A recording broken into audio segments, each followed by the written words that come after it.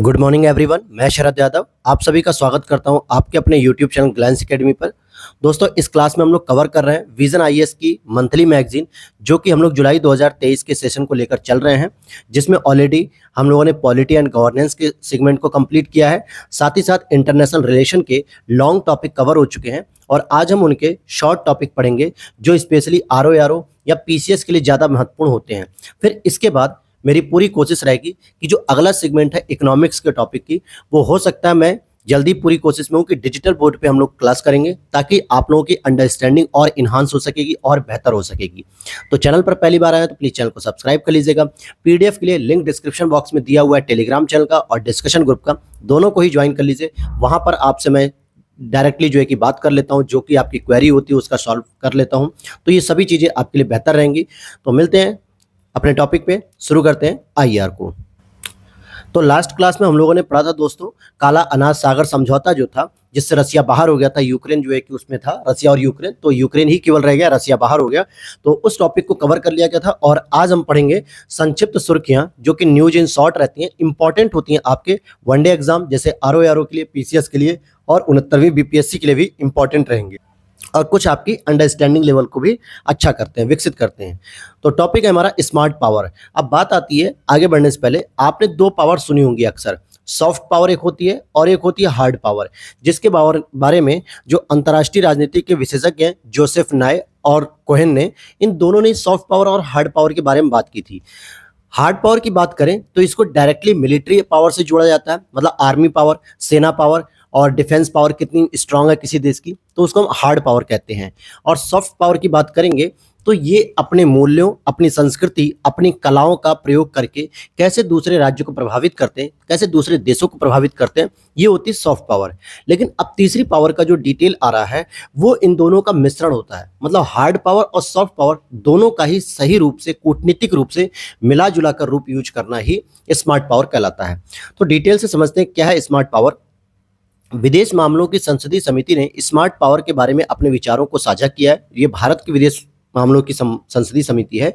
जैसा कि मैंने अभी बताया कि जोसेफ नाय, जो कि अमेरिकी राजनीतिक शास्त्री हैं, अंतर्राष्ट्रीय विज्ञान में मतलब अंतर्राष्ट्रीय संबंधों की समझ रखने वाले ये विशेषज्ञ हैं, जिन्होंने शक्तियों के दो रूप बताए, एक हार्ड पावर, एक सॉफ्ट पावर। अगर हम सैन्य क्षमताओं और आर्थिक संसाधनों के माध्यम से किसी देश को प्रभावित कर रहे हैं तो वो हमारी आर्थिक क्या हो जाएगी, हार्ड पावर हो जाएगी। मतलब हम मिलिट्री पावर का यूज कर रहे हैं, इकोनॉमिक पावर का। जैसे अगर आप बात करें, चाइना इस समय किस पावर का यूज करता है, मिलिट्री पावर का यूज कर रहा है और इकोनॉमिक पावर का। लेकिन क्या उसके सांस्कृतिक मूल्यों को हम अपनाते हैं या कोई देश और अपनाता है, तो हम कहेंगे नहीं। क्यों ऐसा कह रहा हूँ? क्योंकि जो उसके सांस्कृतिक मूल्य हैं, स्वतंत्रता की आज़ादी नहीं, अधिकार की कोई बात नहीं, लोकतांत्रिक व्यवस्था की कोई बात नहीं, कहने के लिए केवल मतदान है लेकिन वोटिंग सिस्टम का कोई वजूद नहीं, तो ऐसे देशों के मूल्यों को कोई अपनाता नहीं है, तो केवल वो हार्ड पावर पे ओरिएंटेड है। लेकिन अगर मैं सॉफ्ट पावर की बात करूं, ऐसे देश जो किसी मतलब अपनी ऐसी क्षमता से दूसरे देशों को प्रभावित करते हैं, जैसे सांस्कृतिक पावर। अमेरिका की अगर मैं बात करूं तो अमेरिका स्मार्ट पावर के अंतर्गत आता है, सॉफ्ट पावर के अंतर्गत भी आता है। अमेरिका देशों में जहां भी समिट में जाता है, जैसे इंडिया में भी G20 समिट में आए हुए हैं, उसी तरीके से वो दुनिया के किसी भी कोने में जाता है तो सबसे पहला उसका मुद्दा होता है हर व्यक्ति को अधिकार देने की बात, हर व्यक्ति को संपत्ति के अधिकार की बात, हर व्यक्ति के लिए स्वतंत्रता की बात, हर व्यक्ति के लिए न्याय तक पहुंच की बात, हर देश के लिए लोकतांत्रिक व्यवस्था, मतदान का अधिकार। तो ऐसे अधिकार या ऐसी मान्यताएं, ऐसी परंपराएं जिसको दूसरे देश भी एक्सेप्ट करते हैं, तो ये वो विचारों को फैलाता है। प्लस आर्मी और इकोनॉमी दोनों ही स्तर पे, मिलिट्री पावर और इकोनॉमी पावर दोनों ही स्तर पे स्ट्रांग है। तो अमेरिका की सॉफ्ट पावर भी अच्छी है, हार्ड पावर भी अच्छी है। इन दोनों को ही मिला के हम कह सकते हैं कि अमेरिका की स्मार्ट पावर भी बेहतर है। सेम इसी सेंस में हम भारत की बात कर रहे हैं। स्मार्ट पावर ऐसी होती है कि देश की ऐसी क्षमता जिसमें हार्ड एवं सॉफ्ट पावर दोनों के ही तत्व शामिल होते हैं। नॉर्वे रक्षा के लिए उत्तरी अटलांटिक संधि संगठन नाटो में शामिल हो गया है। हालांकि नॉर्वे ने अपनी सॉफ्ट पावर को बढ़ाने के लिए विदेशी विकास सहायता और शांति मध्यस्थता पर आगे बढ़ने वाली नीतियों को विकसित किया है। तो यहाँ से क्या समझ में आया कि नॉर्वे नाटो में सम्मिलित होकर अपनी सुरक्षा को मजबूत कर रहा है, अपनी आर्मी को मजबूत कर रहा है। इट मीन्स हार्ड पावर की ओर बढ़ रहा है, लेकिन वहीं वो सॉफ्ट पावर के लिए भी विदेशी विकास सहायता और शांति मध्यस्थता वाली नीतियों को, रणनीतियों को डेवलप करने पर फोकस कर रहा है। तो विदेश मंत्रालय कहता है कि भारत मौजूदा दौर में वैश्विक स्तर पे स्मार्ट पावर की भूमिका निभा रहा है। जैसे इसमें डिप्लोमेसी की बात करते हैं, अनुनय की बात करेंगे, क्षमता निर्माण, शक्ति एवं प्रभाव का रणनीतिक उपयोग, साथ ही साथ सामाजिक राजनीतिक वैधता के साथ लागत प्रभावी तरीकों से किया जाता है। तो स्मार्ट पावर में आपकी सॉफ्ट पावर भी बेहतर तरीके से इम्प्लीमेंट होनी चाहिए, वहीं हार्ड पावर का भी इम्प्लीमेंटेशन बहुत बेहतर तरीके से होना चाहिए। इन्हीं दोनों का मिश्रण के तत्व को ही हम स्मार्ट पावर कहते हैं, जो कि भारत वैश्विक स्तर पर निभा रहा है। G20 में आप लोगों ने देखा होगा 9 तारीख की जो G20 की पहला दिन था, काफ़ी अच्छा जो है कि रेस्पॉन्स निकला, अफ्रीकन यूनियन को इसमें शामिल कर लिया गया। कहीं ना कहीं मोदी जी या भारत की ये सॉफ्ट पावर और हार्ड पावर की कूटनीतिक क्षमता का ही परिणाम है, जिसमें स्मार्ट पावर के तहत उन्होंने अफ्रीकन यूनियन को शामिल करते हुए G20 को G21 का दर्जा दे दिया। और भी बहुत सारे समझौते की बात हुई, बहुत सारी डील हुई। रसिया की आलोचना को भी रोक लिया मोदी जी ने, मतलब भारतीय नीति के द्वारा, कि कहीं ना कहीं रसिया भी नाराज ना हो और अमेरिका भी नाराज ना हो। तो यही चीज होती है स्मार्ट पावर, कूटनीतिक पावर। तो ये था स्मार्ट पावर के बारे में। और अब हमारा जो अगला टॉपिक होगा वो होगा यूएसए और भारत के बीच में रणनीतिक स्वच्छ ऊर्जा साझेदारी। मतलब कि जैसे जैसे दुनिया के द्वारा नवीकरणीय ऊर्जा की ओर बढ़ा जा रहा है, वैसे ही भारत और यूएसए भी आपस में एक सहयोग के माध्यम से रिन्यूएबल एनर्जी या क्लीन एनर्जी की ओर एक समझौता कर रहे हैं। और इस समझौते को US India strategic clean energy partnership अर्थात SCEP के नाम से भी जाना जा रहा है। SCEP की स्थापना मतलब US India climate and clean energy agenda 2030 partnership के तहत शुरू किया गया है। अब यहाँ पे 2030 तक की जो पार्टनरशिप है, इसमें 2 ट्रैक संलग्नताओं में से एक के रूप में की गई है। अब बात करेंगे अगर इसके उद्देश्य की, तो जलवायु और स्वच्छ ऊर्जा संबंधी साझा लक्ष्यों की दिशा में होने वाली प्रगति को तेज करना। क्योंकि जलवायु और स्वच्छ ऊर्जा से संबंधित जो भी लक्ष्य दोनों देशों ने तय कर रखे हैं, उसमें प्रगति को तेज करने के लिए क्या करना है कि 2030 तक हम जल्दी से जल्दी क्लीन एनर्जी के रूप में डेवलप कर लें अपने आप को। क्लाइमेट एक्शन एंड फाइनेंशियल जो फाइनेंस मोबिलाइजेशन डायलॉग है, इस संलग्नता का दूसरा ट्रैक है। तो पहला ट्रैक क्या है? US India climate and clean energy agenda, ये पहला ट्रैक हो गया। और दूसरा है climate action and finance mobilisation dialogue. वहीं 2018 में रणनीतिक ऊर्जा साझेदारी के रूप में इसको स्थापित किया गया था। तो बात करेंगे अगर कि रणनीतिक जो स्वच्छ ऊर्जा होती है, इसके स्तंभ क्या क्या होते हैं। आप कैसे कहोगे कि ये स्वच्छ ऊर्जा है या अस्वच्छ है? तो स्वच्छ ऊर्जा स्तंभ संधारणीय संवर्धी स्तंभ, मतलब कि सस्टेनेबल डेवलपमेंट या सस्टेनेबल ग्रोथ होनी चाहिए। विद्युत ऊर्जा सक्षम जो क्षमता है, जिम्मेदारीपूर्ण तेल और गैस का इस्तेमाल करना, और इमर्जिंग फ्यूल एंड टेक्नोलॉजी स्तंभ। तो इस तरीके से आप देखेंगे कि टोटल 5 पिलर्स जो है इसमें देखने को मिलते हैं। अमेरिका और भारत के द्वारा जो ये संयुक्त घोषणा की गई है, इसके कुछ प्रमुख बिंदु हैं। जैसे पहला है कि संयुक्त राज्य और भारत नई उभरती नवीकरणीय ऊर्जा प्रौद्योगिकी कार्रवाई मंच को शुरू करेंगे। RETAP मतलब रीटैप होता है। इसका उद्देश्य है कि साझा महत्वाकांक्षी स्वच्छ ऊर्जा लक्ष्यों को प्राप्त करने के लिए प्रमुख प्रौद्योगिकियों के विकास में तेजी लाना है। दूसरा क्या है? स्वच्छ ऊर्जा को अपनाने के लिए PPP अर्थात कि सार्वजनिक निजी ऊर्जा भंडारण कार्यबल का गठन करना, पब्लिक प्राइवेट स्तर पे। तो क्या करना है कि पब्लिक सर्विसेज जो कि सरकारी संस्थाओं के अंतर्गत होती है, वहीं प्राइवेट सर्विसेज, ये दोनों ही मिलकर ऊर्जा भंडारण के कार्यबल को एस्टैब्लिश करेंगी और नवीकरणीय ऊर्जा के बड़े पैमाने पर एकीकरण में सहायता होगी। वहीं भारतीय एजेंसियों और अमेरिकी राष्ट्रीय प्रयोगशालाओं के बीच सहयोग को मजबूत करने के लिए south Asia group for energy की शुरुआत की जाएगी, जिसे हम लोग सेज कह सकते हैं। तो इससे क्या फायदा होगा कि सहयोग को मजबूत करने के लिए आप south Asia group for energy, जितना भी दक्षिण एशिया की जो एनर्जी को प्रोड्यूस करने के लिए बात हो रही है, तो इसमें एक समझौता हो सकता है। वहीं भारत में नेट जीरो गांव को विकसित करने की दिशा में कार्य करना है, क्योंकि नेट जीरो का जो टारगेट है भारत का, वो 2070 है। तो इस 2070 के लक्ष्य को प्राप्त करने के लिए केवल हवाओं में बात नहीं होगी, शहरों के स्तर पे, ग्रामीण स्तर पे और हर स्तर पे, मेट्रो सिटी स्तर पे, महानगर के स्तर पे, हर स्तर पे हमें जो है कि नेट जीरो के लक्ष्य को प्राप्त करने के लिए नई नई रणनीतियों का प्रयोग करना होगा, नई नई टेक्नोलॉजी इनोवेशन का प्रयोग करना होगा। तो इसलिए ये इंपॉर्टेंट है। वहीं इमर्जिंग फ्यूल एंड टेक्नोलॉजी स्तंभ के तहत कार्बन को कैप्चरिंग, यूटिलाइजेशन एंड कैप्चर को शामिल किया गया है।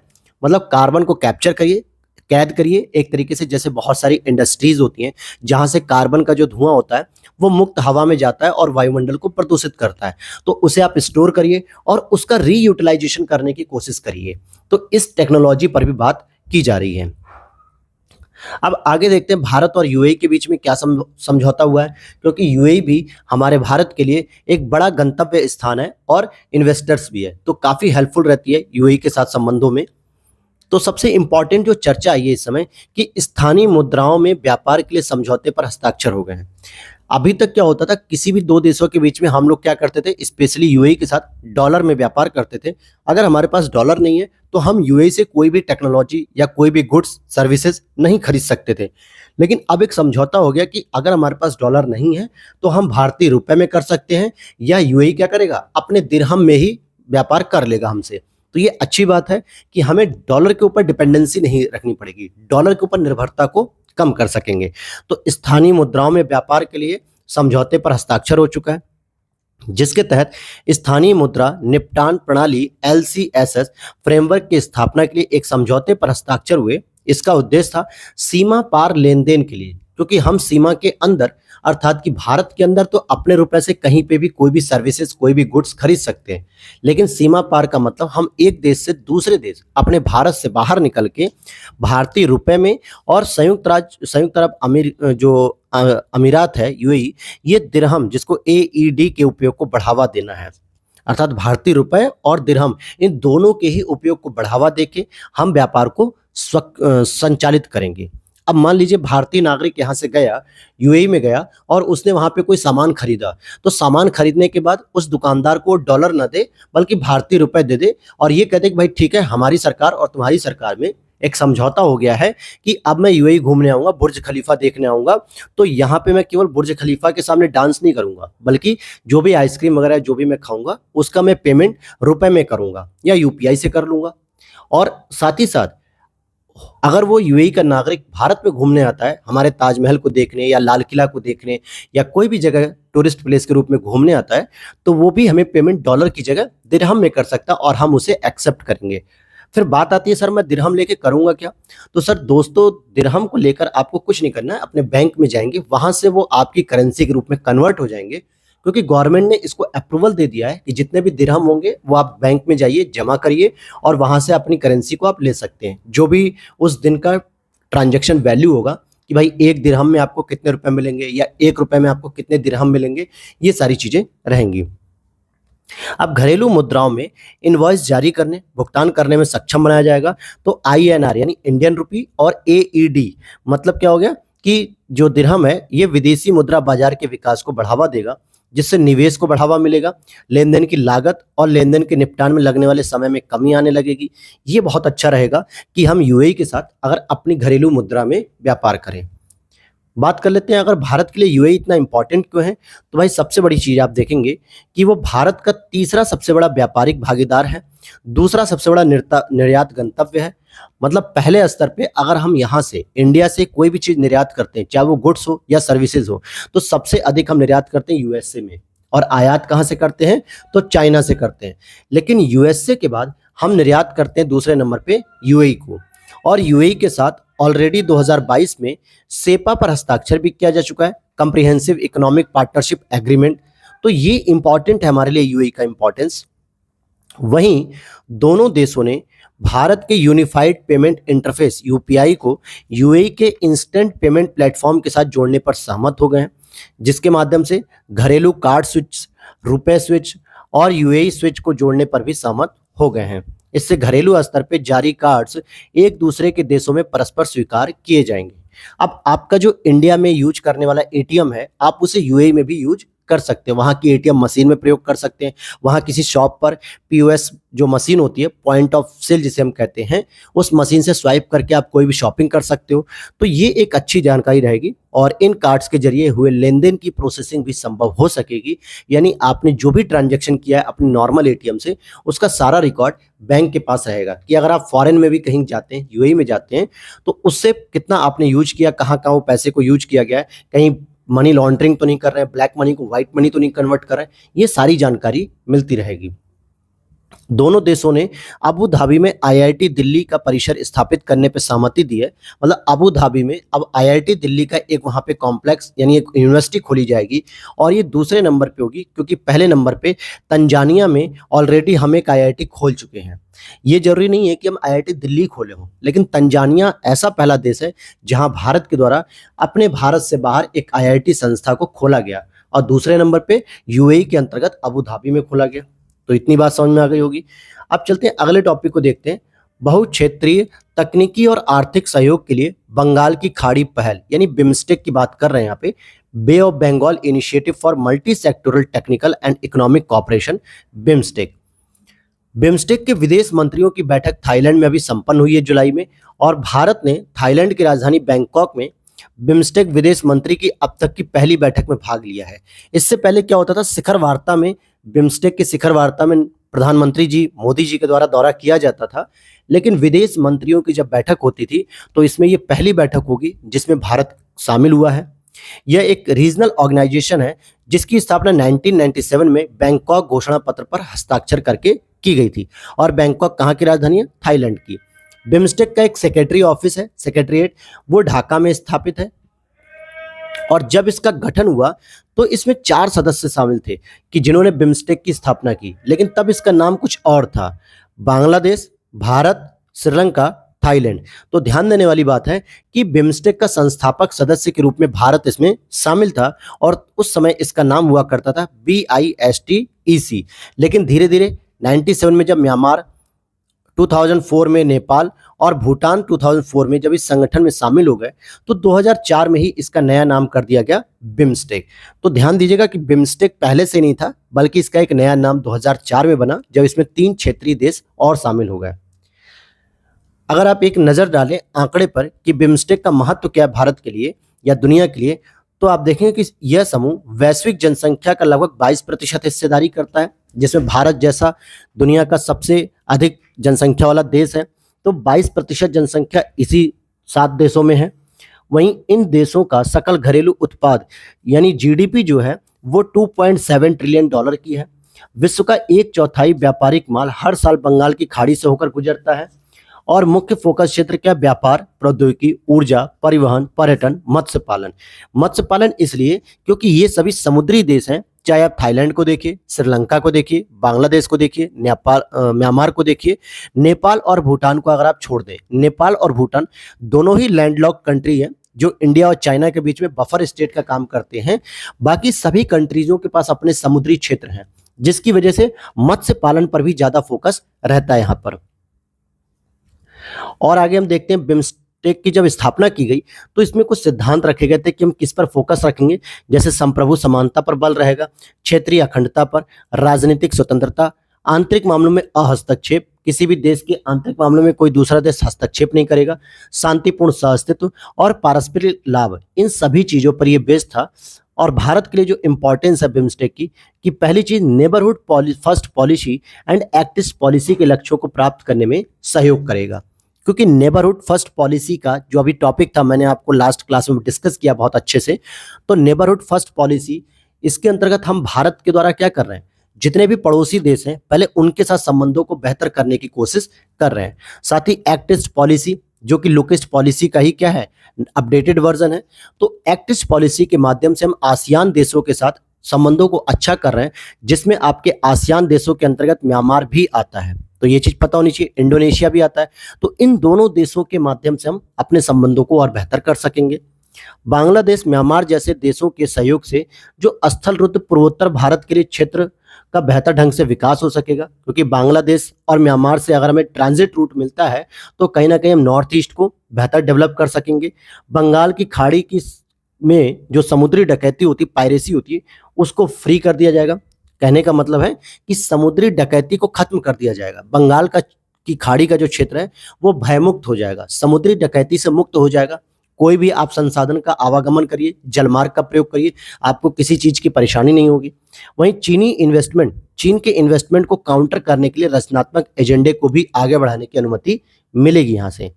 लेकिन उसी के साथ बिम्स्टेक के संबंधित कुछ चुनौतियां भी, जैसे आंतरिक आर्थिक एकीकरण का अभाव है, खराब बुनियादी ढांचे का के कारण व्यापार में बाधा आती है। तो ये सारी भी चैलेंजेस हैं जिसके बारे में फोकस करना चाहिए।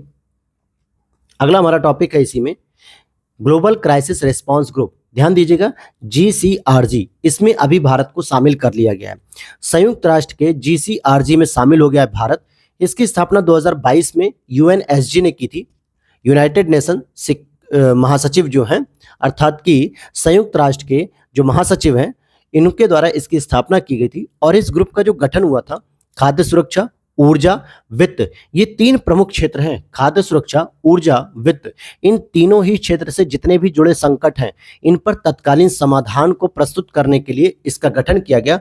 और ऐसा इन्हें लगता है कि विकासशील देशों की इस समस्या से निपटने के लिए नए नए विचार, नए नए उपाय भारत सरकार के द्वारा दिए जा सकते हैं। इसीलिए भारत सरकार को इसमें शामिल कर लिया गया। तो यहाँ से एक वैश्विक छवि हमारी दिखती है, वैश्विक मजबूती दिखती है, वैश्विक स्तर पे हमारी उपस्थिति दर्शाती है कि हम वैश्विक समस्याओं का समाधान करने में सक्षम हैं। और इसीलिए जो वैश्विक संस्थाएं हैं वो हमारी ओर जो है कि एक आशावादी रूप में देखती हैं कि कहीं ना कहीं यहाँ से कोई एक समाधान निकल आए। तो इसीलिए भारत को इसमें शामिल किया गया। हालांकि GCRG की देखरेख एक चैंपियन ग्रुप करता है, जिस चैंपियन ग्रुप के अंतर्गत Bangladesh, Barbados, Denmark, Germany, Indonesia, Senegal के राष्ट्राध्यक्ष और राष्ट्र प्रमुख शामिल होते हैं। निर्णयकर्ताओं को सुभेद्य देशों अर्थात विकासशील या अल्प विकसित देशों की मदद के लिए समाधान खोजने और रणनीति विकसित करने में मदद करते हैं। तो भारत भी इसमें शामिल हो गया है। और अब हमारा अगला टॉपिक है स्वच्छ ऊर्जा मंत्री स्तरीय मिशन इनोवेशन। ये दोनों की बात करें, CEM clean energy ministerial and mission innovation MI। बात करते हैं कि भारत ने 14वीं स्वच्छ ऊर्जा मंत्री स्तरीय बैठक और 8वीं मिशन इनोवेशन की बैठक की मेजबानी की। तो दोनों की बैठक एक साथ हुई है, CEM 14 और MI 8। ये MI का मतलब मिशन इम्पॉसिबल 8 वर्जन नहीं है, ये MI मतलब हो गया मिशन इनोवेशन। और इसकी जो थीम थी, संयुक्त रूप से जो थीम थी वो क्या थी, स्वच्छ ऊर्जा को मिलकर आगे बढ़ाना, क्लीन एनर्जी को फॉरवर्डिंग करना है, लेकिन उसके लिए सभी का सहयोग चाहिए। तो क्लीन एनर्जी मिनिस्ट्रियल होती क्या है, यह एक उच्च स्तरीय वैश्विक मंच है। ध्यान देना, ये वैश्विक मंच है, उच्च स्तरीय, और स्वच्छ ऊर्जा आधारित अर्थव्यवस्था को प्रोत्साहित करती है। कि अभी तक आपकी जो इकोनॉमी चल रही थी वो जीवाश्मिक फॉसिल ईंधन पे चल रही थी, अब उसे क्लीन एनर्जी पर शिफ्ट करिए और सर्कुलर इकोनॉमी के मॉडल पर आगे बढ़ते हैं, जिसके माध्यम से स्वच्छ ऊर्जा प्रौद्योगिकी को बढ़ावा देने वाली नीतियों और कार्यक्रमों का समर्थन किया जाता है। संबंधित देशों को कहीं ना कहीं क्लीन एनर्जी से रिलेटेड जो टेक्नोलॉजी है उस पर जो है कि समर्थन दिया जाता है। टोटल 29 देश हैं जिसमें भारत भी शामिल है, 29 देशों में। और अन्य प्रमुख तथ्यों की बात करेंगे हम यहाँ पर, तो इसकी मेजबानी पेरिस स्थित अंतर्राष्ट्रीय ऊर्जा एजेंसी के द्वारा की जाती है, जो 3 स्तंभों पर कार्य करती है, CEM मिनिस्ट्रियल वर्क प्रोग्राम और CEM सचिवालय। तो ये 3 स्तरों पे काम करती है। बात करेंगे अगर स्वच्छ ऊर्जा मंत्री स्तरीय CEM की, तो उच्च स्तरीय वैश्विक मंच है, भारत भी इसका एक सदस्य है। स्वच्छ ऊर्जा और प्रौद्योगिकियों को बढ़ावा देने वाली नीतियों और कार्यक्रमों का यह समर्थन करता है। तो क्या इसके लिए वाकई कोई पहल की जा रही है? तो स्वच्छ ऊर्जा समुद्री हब CEM हब, यह एक पहल की गई है जिसके माध्यम से समुद्री क्षेत्र से होने वाले परिवहन के लिए कम अथवा शून्य उत्सर्जन ईंधन का उत्पादन करने हेतु निवेश को जोखिम मुक्त करना है। कि जो समुद्री क्षेत्र से जितना भी आप जलमार्ग के माध्यम से जो भी आप ट्रेड कर रहे हो, व्यापार कर रहे हो, इसके माध्यम से शून्य उत्सर्जन ईंधन का उत्पादन करते हुए निवेश को जोखिम मुक्त करना, अर्थात जो समुद्री डकैती होती है या समुद्र में ऑयल स्पिल्स हो जाते हैं, जो कि तेल का रिसाव हो जाता है, इन सभी समस्याओं से मुक्त करना है। मिशन इनोवेशन पे फोकस करें तो स्वच्छ ऊर्जा को सभी के लिए किफायती, आकर्षक और सुलभ बनाने वाली वैश्विक पहल है, जो कि आपका एक सस्टेनेबल डेवलपमेंट गोल भी है कि affordable energy for all person, सभी के लिए एक क्या कहें किफायती दर पे ऊर्जा उपलब्ध होना चाहिए। पहले चरण की शुरुआत इसमें 2015 में कर दी गई थी। दूसरे चरण में MI 2.0 2021 में की गई और 23 देश और यूरोपीय यूनियन इसमें शामिल है। भारत इसका संस्थापक सदस्य भी है। MI के अंतर्गत स्वच्छ हाइड्रोजन, हरित ऊर्जा संचालित भविष्य, शून्य उत्सर्जन पोत परिवहन, कार्बन डाइऑक्साइड को हटाना, शहरी क्षेत्रों में स्वच्छ ऊर्जा को अपनाना आदि, ये सभी चीजें इसमें शामिल है। लेकिन इसके लिए क्या हो रहा है, MI 2.0 के लिए carbon capture, utilisation and storage के लिए वित्त पोषण और अवसर घोषणा पत्र 2023 जारी किया गया है कि किस प्रकार से आप कार्बन को कैप्चर कर सकते हैं, उसका यूटिलाइज कर सकते हैं और उसको स्टोर कर सकते हैं। ऐसा नहीं कि कार्बन को मुक्त कर दीजिए और वायुमंडल में ग्रीन हाउस गैसों के जो जिम्मेदार कारक कार्बन डाइऑक्साइड है उसकी वृद्धि और होती चली जाए, उसकी मात्रा और इंक्रीज कर जाए। ऐसा नहीं करना है, बल्कि इस कार्बन स्टोर को क्या करना है, स्टोरेज करना है और उसका यूटिलाइजेशन करना है, क्योंकि कार्बन का स्टोर करके यूटिलाइजेशन करना काफी जो है कि हद तक मदद करता है सर्कुलर इकोनॉमी में। तो अब हम देखते हैं अगले टॉपिक की ओर। तो अगला टॉपिक है हमारा comprehensive and progressive agreement for trans Pacific partnership, CPTPP। इन comprehensive and progressive agreement for trans Pacific partnership, United Kingdom ने CPTPP में शामिल होने के लिए एक संधि पर हस्ताक्षर किए हैं। तो CPTPP क्या होता है भाई?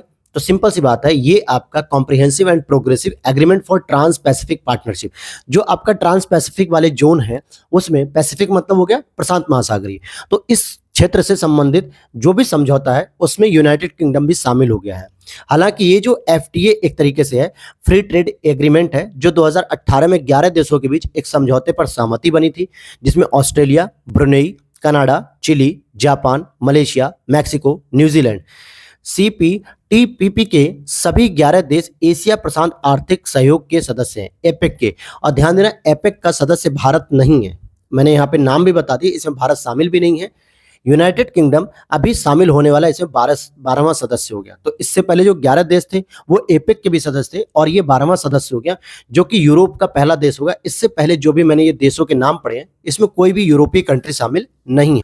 कुछ लोग गलती से मैक्सिको या कनाडा को यूरोपीय देश समझ लेते हैं, लेकिन असल में ये पैसिफिक कंट्रीज माने जाते हैं, न कि यूरोपीय कंट्री, क्योंकि ये यूरोपीय महाद्वीप के अंतर्गत नहीं आते हैं, ये नॉर्थ अमेरिका महाद्वीप के अंतर्गत आते हैं, इसलिए इनको अमेरिकन कंट्री आप कह सकते हो, लेकिन यूरोपीय कंट्री नहीं कह सकते हैं।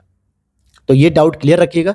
अब बात आती है यहाँ पे कि 2017 में ट्रांस पैसिफिक पार्टनरशिप से संयुक्त राज्य अमेरिका के अलग होने के बाद इस TPP को CPTPP की स्थापना हो गई। यानी 2017 में USA जब ट्रांस पैसिफिक पार्टनरशिप से बाहर हो गया, तो 2017 के बाद एक नया संगठन का नाम पड़ा कॉम्प्रिहेंसिव पार्टनरशिप, तो CP इसमें और ऐड कर दिया गया।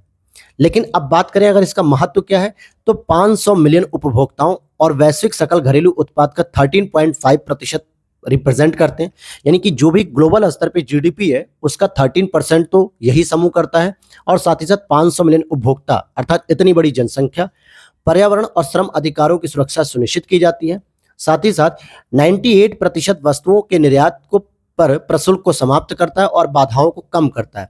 तो इसका मतलब हो गया कि 98% तक जो वस्तुओं का आप निर्यात करोगे उस पर या तो टैरिफ बहुत कम होगा या टैरिफ बिल्कुल ही समाप्त हो जाएगा, जीरो हो जाएगा। बात करेंगे कि अगर भारत इसमें शामिल हो जाए तो क्या क्या लाभ हो सकते हैं। पहली चीज, प्रतिस्पर्धात्मक स्तर पे नए ग्राहकों तक पहुंच हो सकेगी भारत की, और बाजार की पारदर्शिता और स्थिरता भी पहुंचेगी। अर्थात भारत इसके शामिल होने पर बाजार की जो पारदर्शिता है ग्लोबल स्तर पे, स्थिरता, उसका बेनिफिट ले सकता है। नए ग्राहकों तक, नई मार्केट तक भारत एक्सेस कर सकेगा, ताकि अपनी MSME सेक्टर से बने हुए प्रोडक्ट, क्योंकि भारत का जितना भी निर्यात होता है उसमें लगभग 40% जो प्रोडक्ट होते हैं सेल आउट होते हैं फॉरेन में, विदेशों में, उसमें MSME का रोल ज्यादा होता है 40% तक। तो भारत यहां पर भी 40% से ज्यादा इंक्रीज करेगा, MSME सेक्टर को ज्यादा बढ़ावा मिलेगा, तो ये भी एक अच्छी बात रहेगी।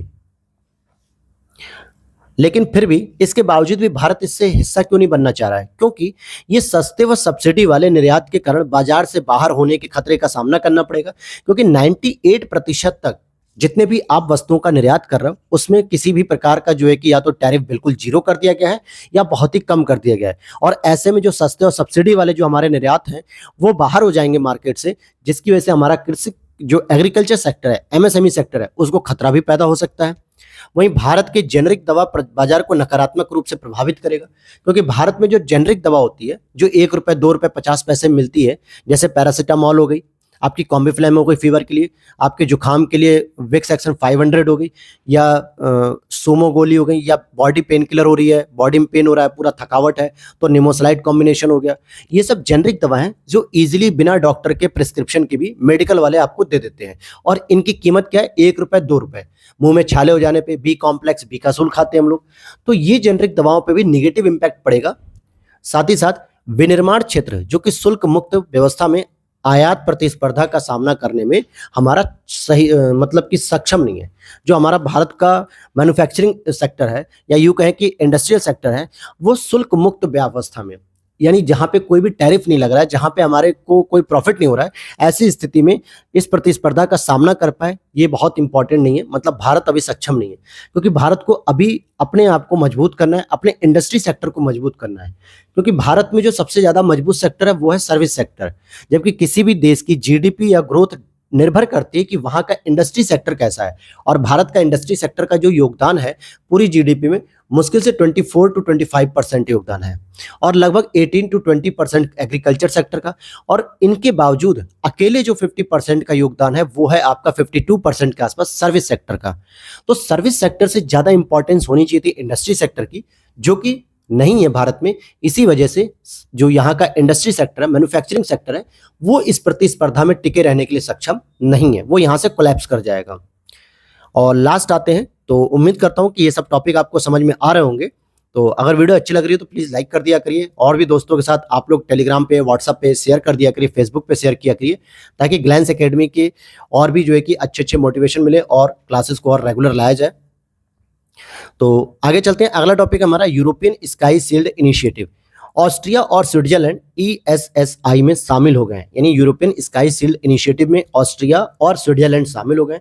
इसका जो लक्ष्य होता है नाटो की एकीकृत वायु मिसाइल रक्षा को मजबूत करने के लिए एक यूरोपीय वायु मिसाइल रक्षा प्रणाली स्थापित करना। तो कहीं ना कहीं ये नाटो की जो मिसाइल और डिफेंस पॉलिसी है, एयर पॉलिसी है, एयर स्ट्राइक है, इसको और मजबूत करने के लिए इसका निर्माण किया जा रहा है। देखते हैं, पिछले वर्ष रूस द्वारा यूक्रेन पर आक्रमण करने के बाद जर्मनी ने इस पहल का नेतृत्व किया।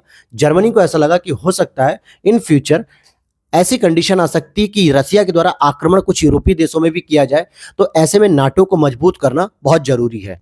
और इसके सदस्यों की संख्या 19 हो गई है, जिसमें बेल्जियम, बुल्गारिया, चेक गणराज्य, नॉर्वे, स्लोवाकिया, यूनाइटेड किंगडम जैसे आदि देश इसमें शामिल हैं। और लास्ट हम देखते हैं, अपना आज का लास्ट टॉपिक है ओर्कने द्वीप। ओर्कने द्वीप क्या होता है? यूनाइटेड किंगडम से अलग होकर नॉर्वे का एक स्वशासित राज्य क्षेत्र बनने की अपनी मंशा प्रकट की है। क्योंकि ऑर्कियन द्वीप जो होता है, ऑर्किने द्वीप समूह ने क्या कहा है कि हम यूनाइटेड किंगडम से अलग होना चाहते हैं और नॉर्वे के अंतर्गत जो है कि हम अपने शासन को चलाना चाहते हैं। तो अब ये देखिए, यूनाइटेड किंगडम के लिए नॉर्वे ने चुनौती क्या खड़ी की? भाई अभी तक जो ऑर्कने द्वीप था वो यूनाइटेड किंगडम के तहत रहता था और उसी के नियमों को पालन करता था, लेकिन अब वो चाहता है कि हम पर शासन नॉर्वे का होना चाहिए, यूनाइटेड किंगडम का नहीं। और यह द्वीप स्कॉटलैंड के उत्तरी पूर्वी तट पर स्थित है। 70 छोटे द्वीपों का एक समूह है, जिसमें 20 में ही केवल मनुष्यों की बसावट, यानी 20 द्वीपों पे ही केवल मनुष्य रह रहे हैं। 15वीं शताब्दी के अंत तक यह नॉर्वे और डेनमार्क के शासन के अधीन रहा करता था। उसके बाद स्कॉटलैंड के अधीन आया और फिर धीरे धीरे यूनाइटेड किंगडम के अधीन आ गया। लेकिन अब फिर से यहाँ के लोग चाहते हैं, जो 20 द्वीपों पे जो ह्यूमन रहते हैं, वो ये चाहते हैं कि अब हम यूनाइटेड किंगडम से अलग होकर क्या करें, नॉर्वे के एक स्वशासित राज्य क्षेत्र की, मतलब नॉर्वे के अंतर्गत हम अपने शासन को चलाएं। और इसके अंतर्गत यूनेस्को की 4 विश्व धरोहर भी शामिल है इस द्वीप पर, जैसे स्कारा ब्रे, रिंग ऑफ ब्रोगडर और स्टैंडिंग स्टोन्स ऑफ स्टेननेस, और साथ ही साथ मेशोवे चैम्बर्ड टॉम। अब आपके लिए जो यहाँ पर इस टॉपिक से होमवर्क है, वो ये होमवर्क होगा कि ऑर्कने द्वीप को आप देखिए कि ये किस एग्जैक्ट लोकेशन पे रिलाई करता है, स्कॉटलैंड के पास, और उसके आसपास की जो भी आपको छोटी छोटी जो लोकेशन देखने को मिलती है कि कौन कौन सी कंट्रीज है, कौन सी कंट्री से ये बाउंड्री शेयर कर रही है, कौन से महासागर या समुद्री द्वीप के पास है, दूसरा यहाँ पे कौन सा गल्फ है, चैनल है, या यहाँ पे जो भी ठंडी हवा या गर्म जलधाराएं चलती हैं, इन सभी के नाम आपको याद होने चाहिए, क्योंकि ऐसे ही छोटे छोटे द्वीप एग्जाम में सीधे पूछ लिए जाते हैं और इनकी फिजिकल लोकेशन को पूछ लिया जाता है। तो ये था आज की क्लास के बारे में, और कल हम लोग जो है कि डिस्कस करेंगे इकोनॉमी के टॉपिक को, और कोशिश रहेगी कि इस क्लास को मैं डिजिटल बोर्ड पे शुरू करूं, क्योंकि टेलीग्राम पे काफ़ी आप लोगों के अच्छे रेस्पॉन्स है कि आप लोग चाहते हैं कि सर विजन IAS की करंट अफेयर्स को इस पे शुरू किया जाए। तो मेरी पूरी कोशिश रहेगी कि मैं इसको शुरू करूंगा डिजिटल बोर्ड पे। तो मिलते हैं नेक्स्ट वीडियो में। Thanks for watching.